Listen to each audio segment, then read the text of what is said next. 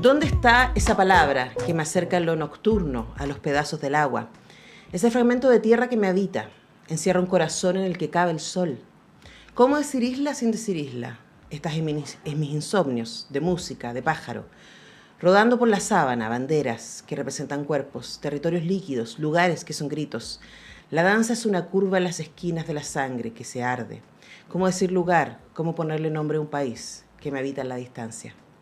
Ese es el poema ¿Dónde está la palabra?, que es parte del capítulo 2, Calles de Agua, del libro Trehuacó del 2018, y que es parte de Sangre de Agua, la poesía reunida del 2003 al 2024 de Roxana Miranda Rupailafa, quien tenemos al otro lado de nuestro Zoom desde Osorno. ¿Cómo estás, Roxana? Muy bienvenida.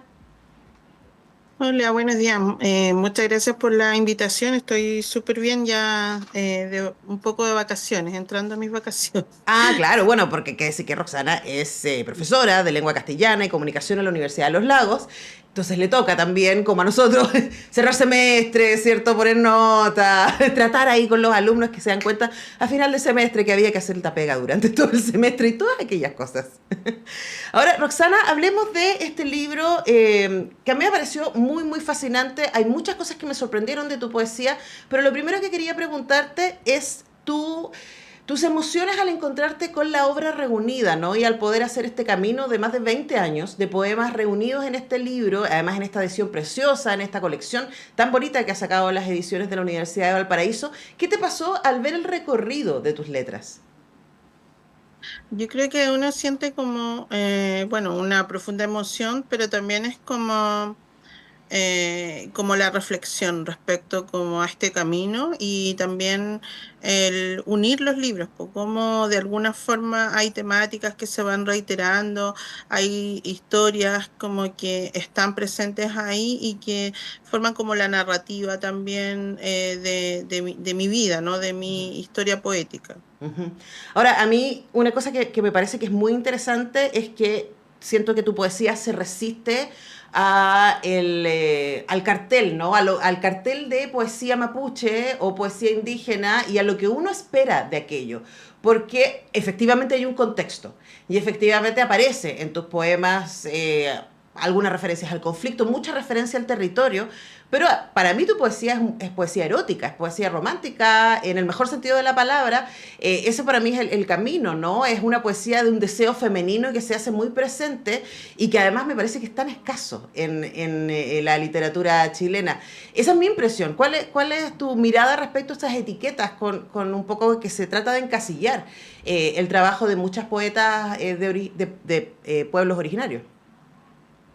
Claro, yo igual parto un poco sin conocer todo el contexto porque estamos hablando o sea, del contexto literario, digo, porque estamos hablando del año 2003. Yo tenía como 20 años cuando publiqué ese primer libro. Entonces, en la ciudad de Osorno ahora hay 3 librerías. Este año se inauguraron 2, pero existía una sola. Entonces, era bien complejo leer autores indígenas que yo los conocí en la universidad cuando entré a estudiar pedagogía en lengua castellana y me sorprendió, me emocionó que eran en su mayoría de Osorno. Entonces me empecé a vincular con Jaime Buenún, con Bernardo Colipán, con Pablo Huirimilla, con Graciela Huinao, entonces con todo el grupo de escritores huilliche. Y yo ya tenía este libro que era Las Tentaciones de Eva. Entonces, claro, por supuesto, una de las preguntas que me hacían al invitarme a mesas de poesía mapuche era qué de mapuche había en estos textos, ¿no? Entonces, como que a partir de la incorporación a este bloque de escritores indígenas, también vi cuestionada mi identidad, cosa que no me había pasado antes, porque Ujú. en realidad dentro de mi familia nunca habíamos pensado, esto es mapuche y esto no es mapuche, sino que uno simplemente vivía el cotidiano. Así es que fue una experiencia bien extraña al principio, pero que yo creo que la literatura indígena hoy día se ha diversificado Ujú. tanto, hay tantas voces, hay tantos temas, y eso da cuenta también de su vitalidad. Absolutamente. Y también esto mismo, ¿no? Es como la categoría de poesía mapuche se supone dos puntos que debe hablar de.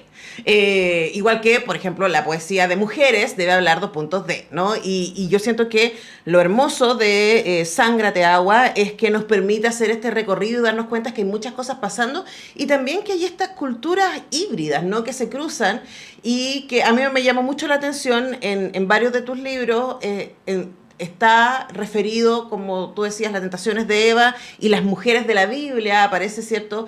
Por ahí Dalila, aparece María Magdalena, y también aparece la Ilíada en otros de tus libros, y a mí me llamó mucho la atención porque ese libro en particular, donde tú refieres a la Ilíada, está editado en mapuzungún y al mismo tiempo en castellano, ¿no? Y me parecía tan hermoso, por supuesto, lamentablemente yo no hablo mapuzungún, pero la posibilidad de verlo, ¿no? Y ver estas referencias en esa lengua me pareció muy fascinante. Cuéntanos respecto a esos cruces culturales que parece evidente que para ti son importantes.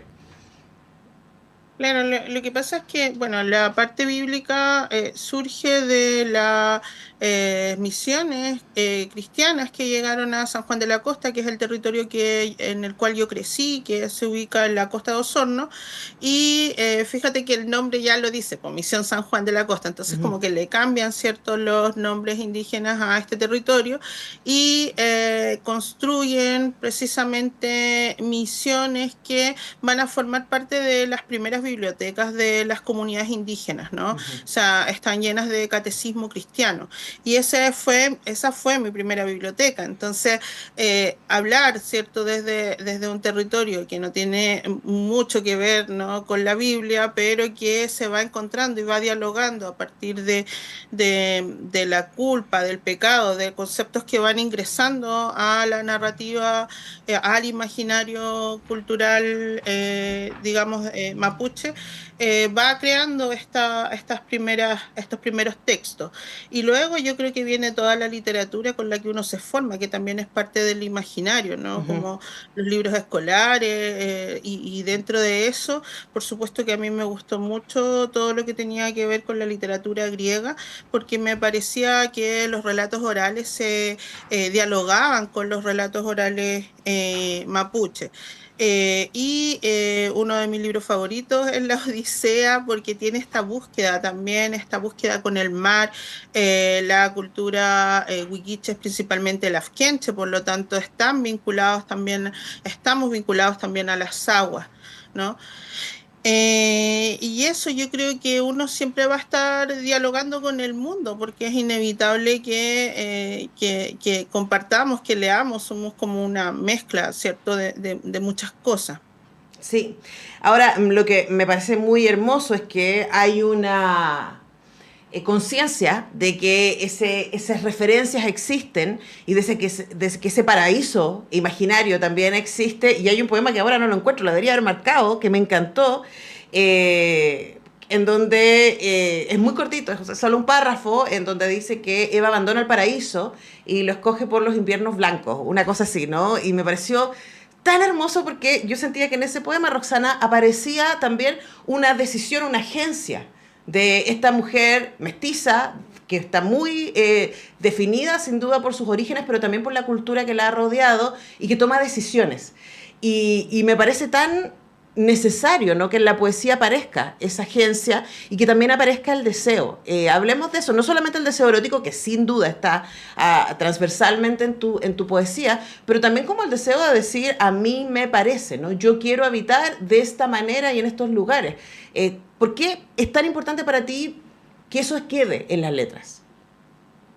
Bueno, a mí me parecía importante porque yo provengo de una familia que igual eh, se reiteró esto de las madres solteras, de las violencias intrafamiliares, entonces también de la poca escolarización.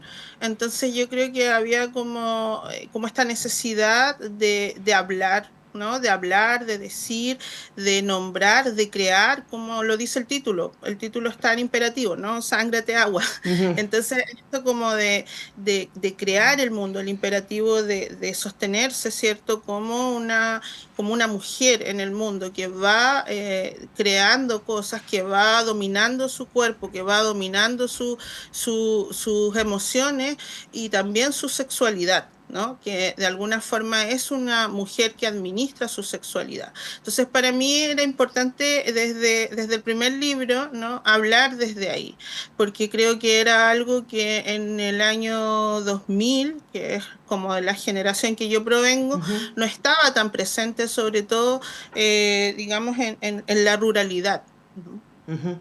Estamos conversando con Roxana Miranda Rupailaf a propósito de esta preciosa antología Sángrate Agua, poesía reunida 2003-2024, parte de la notable colección de poesía que está editando la Universidad de Valparaíso a través de sus V Ediciones. Y a propósito de lo que decías, Roxana, a mí me encantó la introducción que hace Héctor Hernández Montesino y habla exactamente de eso, ¿no? Del poder creador de la palabra. Y hay una cosa que dice que me pareció tan hermosa, que dice, esta potencia lo no dicho, este gesto de hacer de la verdad una metáfora, es lo que justamente crea ese otro mundo. Por más que hayamos creído que la palabra es la que lo funda, pero el secreto también, y esos universos posibles dentro de este son, en definitiva, el pecado original. Y me encantó, él dice también en la introducción esta idea de que la poesía no solamente crea el mundo a través de la palabra, sino que también nos permite ver cosas que estaban ahí ocultas. ¿Cómo sientes que ha sido pensando que este es un prólogo, ¿no? Para esta antología, ¿cómo sientes tú que ha sido la recepción de tu poesía en general y particularmente verla reunida acá en este libro?